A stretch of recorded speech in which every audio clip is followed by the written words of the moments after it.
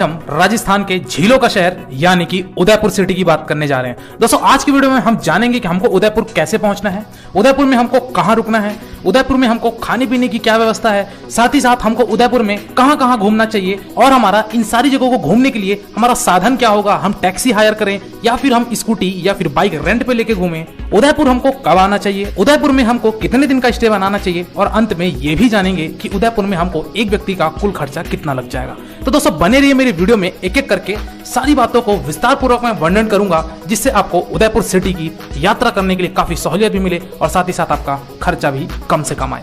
चलिए दोस्तों सर्वप्रथम बात करते हैं कि हमको उदयपुर कैसे पहुंचना है। दोस्तों उदयपुर सिटी आने के लिए आपके पास तीन ऑप्शन है। सबसे पहले ऑप्शन की बात करते हैं दोस्तों, वो है आपका बाई ट्रेन का। दोस्तों अगर आप ट्रेन से आना चाहते हैं तो नियरेस्ट रेलवे स्टेशन जो है वो उदयपुर ही है। आप उदयपुर बाई ट्रेन के माध्यम से डायरेक्टली पहुंच सकते हैं। बड़े बड़े शहरों से डायरेक्ट उदयपुर के लिए ट्रेन आपको फैसिलिटी मिल जाएगी और ज्यादा विस्तार जानकारी के लिए आप IRCTC वेबसाइट पे चेक कर सकते हैं। और दूसरे ऑप्शन की अगर मैं बात करूं दोस्तों तो वो है आपका फ्लाइट का। दोस्तों जो नियरेस्ट एयरपोर्ट है वो तो उदयपुर में ही है, लेकिन उदयपुर का जो एयरपोर्ट है वो इंटरनेशनल एयरपोर्ट नहीं है, यानी कि ज्यादा बड़ा एयरपोर्ट ना होने की वजह से हो सकता है आपको आपके शहर से डायरेक्ट फ्लाइट ना मिले।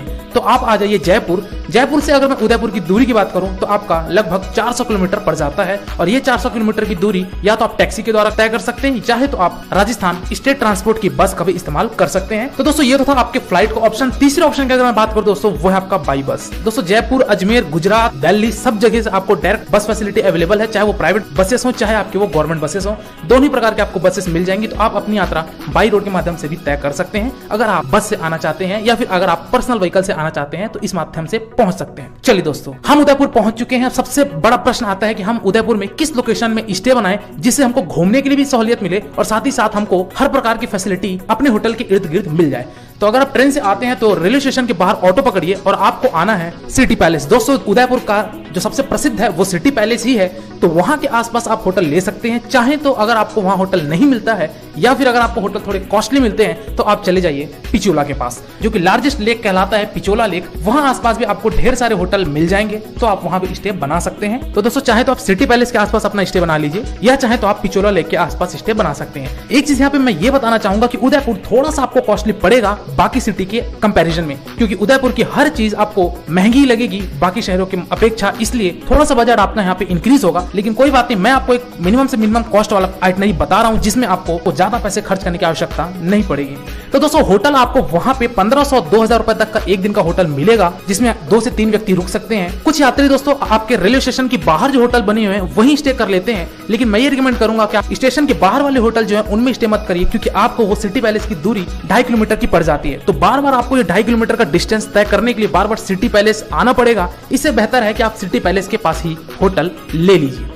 चलिए दोस्तों तो ये तो था हमारा स्टे का ऑप्शन। इसी के साथ साथ बात कर लेते हैं कि हमको खाने पीने की क्या व्यवस्था है। दोस्तों उदयपुर में खाने पीने की कोई समस्या नहीं है, क्योंकि वहां पे street food, fast food, junk food, restaurant, भोजनालय, हर प्रकार के आपको डिशेस अवेलेबल हो। चाहे आपको राजस्थानी फूड लीजिए, चाहे आप वहां के साउथ इंडियन, नॉर्थ इंडियन, हर प्रकार के फूड आपको उदयपुर में अवेलेबल हो जाएंगे, क्योंकि उदयपुर एक काफी प्रसिद्ध टूरिस्ट डेस्टिनेशन है। इसलिए यहाँ पे किसी भी तरीके की खाने पीने की समस्या आपको नहीं होगी। खाने पीने की अगर मैं कॉस्ट की बात करूं, अगर आप शुद्ध शाकाहारी भोजन वाले हैं तो फिर आपको वहां पे शायद 120 से 130 रुपए थाली के हिसाब से कॉस्ट देना पड़ जाएगा और आप उदयपुर में अपना भोजन इस प्रकार ग्रहण कर सकते हैं। चलिए दोस्तों अगली बात करते हैं कि हमको उदयपुर सिटी का कितने दिन का स्टे बनाना चाहिए और साथ ही साथ हमको उदयपुर आना कब चाहिए। दोस्तों उदयपुर में केवल और केवल आप समर को छोड़ के आप मानसून में भी आ सकते हैं और साथ ही साथ आप विंटर में भी आ सकते हैं। कहने का मतलब ये है कि गर्मी का सीजन जो है वो बहुत ही ज्यादा गर्म होता है। राजस्थान तो पूरा ही गर्मी के सीजन में जाने लायक नहीं होता, तो आप मानसून में आ सकते हैं या फिर अगर आप चाहें तो विंटर में भी आ सकते हैं। मानसून का नजारा काफी ज्यादा शानदार हो जाता है, क्योंकि वहां पे सज्जनगढ़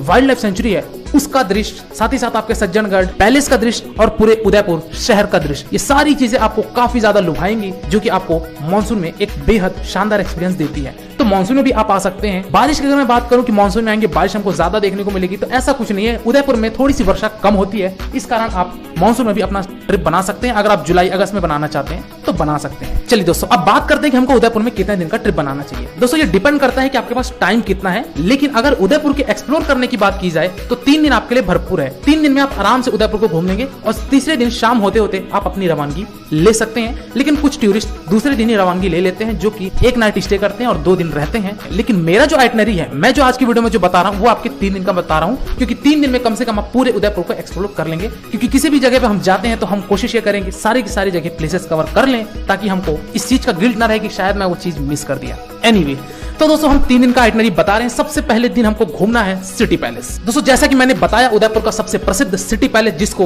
रॉयल पैलेस भी कहा जाता है, जो कि इस पैलेस को राजा उदय सिंह के द्वारा बनवाना शुरू किया गया था। दोस्तों सिटी पैलेस की अब थोड़ी यहाँ पे कुछ हम विस्तार पूर्वक बात कर लेते हैं। दोस्तों सबसे पहली चीज तो ये कि सिटी पैलेस में अगर आप प्रवेश करेंगे तो 30 रुपए आपको एंट्री फीस लगेगी, पहली बात। दूसरी बात यह कि दोस्तों आप सिटी पैलेस में क्या क्या चीजें एक्सप्लोर कर सकते हैं, क्या क्या चीजें घूम सकते हैं, उसकी बात करते हैं। सबसे बड़ा वहां पे है म्यूजियम, जो कि म्यूजियम का 300 रुपए एक व्यक्ति का देना पड़ता है। दोस्तों एंट्री फीस से ज्यादा म्यूजियम का कॉस्ट है, लेकिन आपको म्यूजियम में जरूर जाना चाहिए, क्योंकि म्यूजियम में आप प्रवेश करते ही शायद आपको ऐसा शानदार अनुभव कभी नहीं मिलेगा। वहां की जो संग्रहालय है वो बेहद शानदार है। तो एक बार आप म्यूजियम में अवश्य प्रवेश करिएगा, आपको काफी चीजें नई नई देखने को मिलेंगी। दोस्तों और भी सिटी पैलेस के अंदर म्यूजियम के साथ साथ आपके 11 महल है। उन 11 महल पे भी आप जाके फोटो शूट, वीडियो शूट कर सकते हैं और साथ ही साथ वहां घूम सकते हैं। वहां के गलियारे, वहां पे स्थित हैंगिंग गार्डन और वहां पे रेस्टोरेंट और भी बहुत सारी चीजें आपको वहां देखने को मिल जाएंगी। तो आप ये सारी चीजें सिटी पैलेस के अंदर रह के 3 से 4 घंटे एक्सप्लोर कीजिए। दोस्तों सिटी पैलेस घूमने के बाद आपको अगले स्थान पे प्रारंभ करना है, वो है आपका जगदीश मंदिर, जो कि भगवान विष्णु अवतारी जगन्नाथ स्वामी के ऊपर ये मंदिर समर्पित है। तो जगदीश मंदिर में भी आप प्रवेश करिए। बात करते हैं कि इसकी डिस्टेंस कितनी है। तो दोस्तों ये जो सिटी पैलेस था उसके अंदर आप जब प्रवेश करेंगे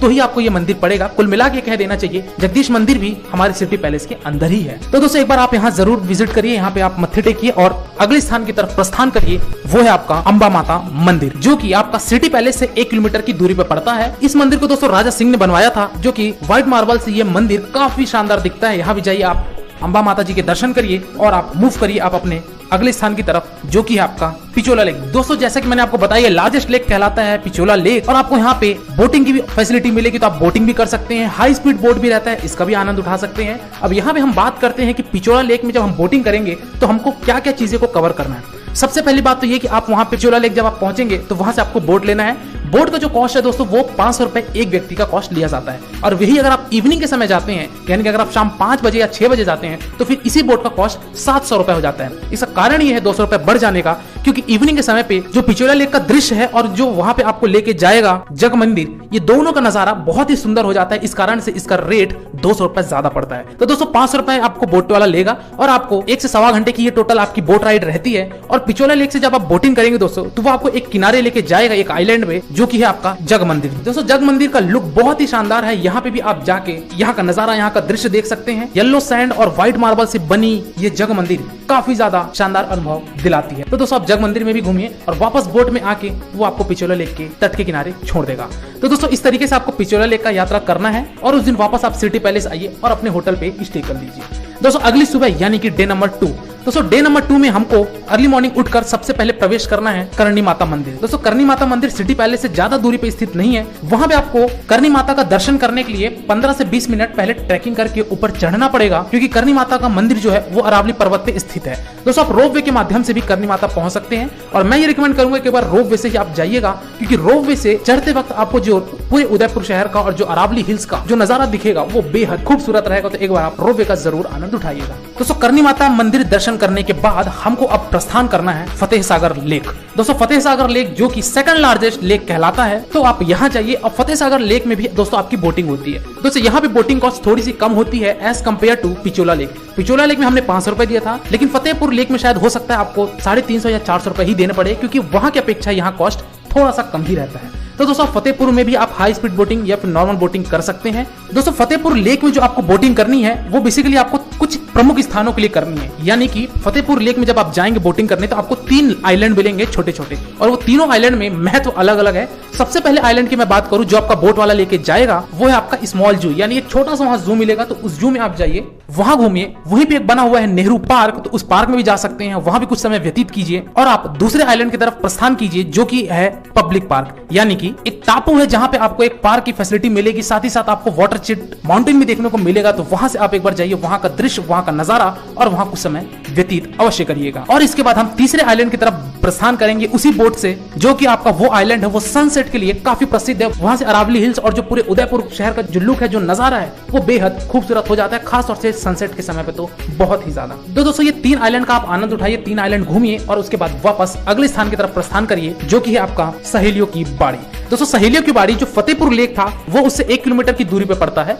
दोस्तों ये सहेलियों की बाड़ी जो है इसमें आपको 10 रुपए की एंट्री फीस देनी पड़ेगी और इस पार्क में आपको दोस्तों एक गार्डन मिलेगा जो कि फोटोशूट के पर्पज से तो काफी ज्यादा महत्वपूर्ण प्लेस है। तो अगर आप फोटोशूट या वीडियो शूट में इंटरेस्ट रखते हैं तो सहेलियों की बाड़ी में जरूर जाइएगा। दोस्तों इस सहेलियों को बाड़ी का बनाने का जो उद्देश्य था वो ये था कि शाही परिवार यानी कि राजा उदय सिंह ने बनवाया था इसको, जो शाही परिवार की लेडीज थी उनके लिए ये गार्डन बनाया गया था जिसका नाम सहेलियों की बाड़ी रखा गया था। चलिए दोस्तों प्रस्थान करते हैं हम अगले स्थान की तरफ और वो है आपका बागोर की हवेली। दोस्तों बागोर की हवेली आपको शाम के समय पे विजिट करना है। सेकंड डे में अगर आपको शाम हो जाता है तो आप बागोर की हवेली अवश्य विजिट करिएगा। यहाँ पे आपको एक म्यूजियम मिलेगा। म्यूजियम का जो एंट्री कॉस्ट है वो आपका 50 रुपए है। तो आप यहाँ जाके एक बार म्यूजियम में आप जाइए, वहाँ भी आप प्राचीन वस्तुओं का एक बार आप दृश्य देखिए, नजारे देखिए। तो यहाँ आप एक बार जरूर जाइएगा। और साथ ही साथ अगर आप बागों की हवेली में अगर प्रवेश करते हैं तो उसके लिए भी आपको एंट्री फीस देनी पड़ेगी जिसका कॉस्ट 90 रुपीज है, यानी कि म्यूजियम का 50 रुपए और साथ ही साथ आपके इस हवेली की एंट्रेंस के लिए आपको 90 रुपए देना पड़ेगा। अब दोस्तों यहाँ पे बात ये करते हैं कि मैंने शाम के समय पे आप जाइए, मैंने ऐसा क्यों कहा। दोस्तों इसका कारण ये है कि बागोर की हवेली में शाम के समय पे राजस्थानी डांस होते हैं यानी कि फोक डांस होते हैं, जो कि आपको एक बार अटेंड जरूर करना चाहिए। 7 बजे से लेकर 8 बजे तक यह नृत्य किया जाता है जिसमें आपको शामिल होना आवश्यक है, क्योंकि आप एक बार डांस देखेंगे तो आप काफी ज्यादा एंजॉय करेंगे इस फोक डांस को। तो एक बार आप जरूर बागोर की हवेली में एक बार जरूर जाइएगा और शाम के समय जाइएगा। 7 बजे से 8 बजे तक का ये शो चलता है, लेकिन आपको जो प्रवेश करना है यानी कि बागोर की हवेली पहुंचना है वो 5:30 या 5:45 तक अधिकतम पहुंच जाना है, क्योंकि इतनी ज्यादा यहाँ पे भीड़ होती है कि आपको सीट नहीं मिलेगा अगर आप थोड़ा सा लेट आएंगे। 7 बजे से शो है और आप सोचेंगे 6:45 तक मैं पहुंच के शो का आनंद उठा लूंगा, तो याद रखिएगा कि सबसे पीछे का सीट आपको मिलेगा। इसीलिए थोड़ा समय से जाइए और आप अपनी सीट बुक करके 1 घंटे का ये शो आप जरूर देखिएगा। दोस्तों ये तो था डे नंबर 2 की बात। अब हम बढ़ते हैं डे नंबर 3। अर्ली मॉर्निंग आप उठिए और आपको जाना है सज्जनगढ़ पैलेस, जिसको मानसून पैलेस भी कहा जाता है। दोस्तों इस पैलेस को बनवाने वाले राजा सज्जन सिंह हुआ करते थे, जो कि केवल मानसून के दृश्य के लिए ये बनाए थे, यानी कि जैसे ही मानसून आएगा तो पूरे उदयपुर और अरावली हिल्स का दृश्य देखने के लिए ये सज्जन पैलेस को बनाया गया था, जिसका कारण यही है कि इसका नाम मानसून पैलेस भी रखा गया है। तो दोस्तों यहाँ पर एक बार आप जरूर जाइएगा। यहाँ से आपको काफी शानदार दृश्य दिखेगा अरावली पर्वत का, साथ ही साथ पूरे उदयपुर के शहर का आप एक खूबसूरत आनंद उठा सकते हैं। दोस्तों सज्जनगढ़ पैलेस से कुछ ही दूरी पे एक और बना है आपका सज्जनगढ़ वाइल्ड लाइफ सेंचुरी, जो कि काफी बड़ा उद्यान है। तो एक बार आप यहाँ भी जरूर जाइएगा, कुछ समय यहाँ भी व्यतीत करिएगा। कम से कम 2 से 3 घंटा तो आपको लगेंगे ही इसको घूमने के लिए। लेकिन एक चीज का हमको ध्यान रखना है कि ये जो वाइल्ड लाइफ सेंचुरी है ये आपका मंगलवार के दिन बंद रहता है, इसीलिए आप मंगलवार को छोड़ के किसी भी दिन जा सकते हैं। तो दोस्तों ये सारी चीजें घूमने के बाद आप आइए सिटी पैलेस, अपने सामान उठाइए और अपने शहर के लिए रवानगी ले लीजिए। चलिए दोस्तों अब बात करते हैं कि हमको ये सारी चीजों को घूमने के लिए हमारा साधन क्या होगा। हम टैक्सी ले ऑटो लेकर घूमे या फिर हम वहाँ पे गाड़ी हायर कर लें। तो दोस्तों आपको किसी भी तरीके का कोई टैक्सी ऑटो नहीं करना है, क्योंकि यहाँ पे आपको जो घूमना है वो बहुत ही कम डिस्टेंस पे घूमना है, ज्यादा आपको दूर जाना नहीं है। तो इसीलिए आप वहाँ पे गाड़ी हायर कर लीजिए, 1-2 दिन गाड़ी हायर कर लीजिए, आपको सस्ते से सस्ते में निपट जाएगा। ऑटो अगर आप करते हैं तो आप अपने मन मुताबिक घूम भी नहीं सकते और साथ ही साथ आपको पैसे भी ज्यादा लगेंगे। अब बात करते हैं कि हमको गाड़ी मिलेगी कहाँ पे और हमको किन किन चीजों का ध्यान रखना पड़ेगा। दोस्तों जैसा कि मैंने आपको बताया था कि सिटी पैलेस के अंदर एक था आपका जगदीश मंदिर, उसी जगदीश मंदिर के आसपास आपको ढेर सारे एजेंट देखने को मिल जाएंगे जो कि आपको स्कूटी प्रोवाइड कराते हैं। तो दोस्तों वहां से आप स्कूटी ले लीजिए। स्कूटी की अगर एक दिन की कॉस्ट की बात करूं मैं तो आपका 400 से 500 रुपए चार्ज करते हैं और आपका कुछ सिक्योरिटी डिपॉजिट भी करवाएंगे। ध्यान रखिएगा दोस्तों आपके पास ड्राइविंग लाइसेंस होना जरूरी है और आपको हेलमेट एजेंट ही प्रोवाइड कराएंगे। तो आप वहां से गाड़ी लेकर ये सारी चीजों को घूम सकते हैं। दोस्तों डे नंबर 1 पे तो आपको स्कूटी लेने की जरूरत नहीं है, डे नंबर 2 में और डे नंबर 3 में ही आपको स्कूटी की आवश्यकता पड़ेगी, क्योंकि डे नंबर 1 जो था आपका 1 किलोमीटर के दायरे पे ही सारी जगह हमने घूम लिया था, जो कि आप पैदल भी कर सकते हैं। और अगर आप पैदल नहीं करना चाहते तो ओला या उबर के द्वारा भी ये सारी जगहों को कवर कर सकते हैं। तो दोस्तों ये सारी बातें थी कि हमको उदयपुर कैसे टूर प्लान करना है। अब बात करते हैं कि हमको यहाँ पे उदयपुर का एक व्यक्ति का कुल खर्चा कितना लग जाएगा। तो दोस्तों अगर आप 3 दिन का ट्रिप बनाते हैं और अगर आप स्कूटी हायर करते हैं और एक आप मॉडरेट होटल में रुकते हैं तो दोस्तों आपका जो एक व्यक्ति का कॉस्ट है वो लगभग 6 से 7 हजार रुपए में आराम से निपट जाएगा। वही अगर आप कपल्स हैं तो मान के चलिए 10 से 12 हजार रुपए से ज्यादा खर्चा नहीं होगा पूरे उदयपुर सिटी को घूमने के लिए। दोस्तों इस फेयर में मैंने किसी भी तरीके की आपके ट्रेन की टिकट, फ्लाइट की टिकट और अगर आप कोई शॉपिंग करते हैं उदयपुर में, इन सारी चीज को मैंने इंक्लूड नहीं किया है। यहाँ पे मैं केवल और केवल उदयपुर में होने वाले खर्चे, एंट्री फीस, भोजन, होटल्स, इन सारी चीजों को जो कॉस्ट बताए हैं वो आपका 6 हजार से 7 हजार रुपए लगेगा और आप पूरे उदयपुर का यात्रा